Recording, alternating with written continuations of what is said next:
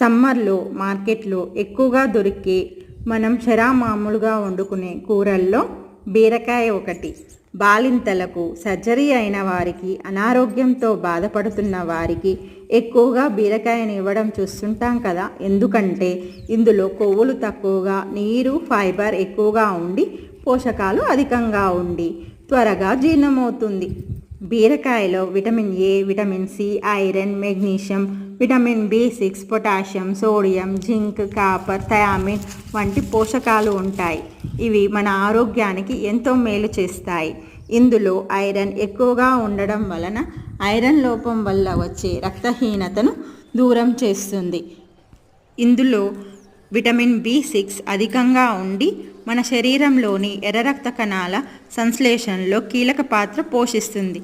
తద్వారా శరీరంలోని అన్ని అవయవాలకు రక్త ప్రసరణ మెరుగుపరుస్తుంది.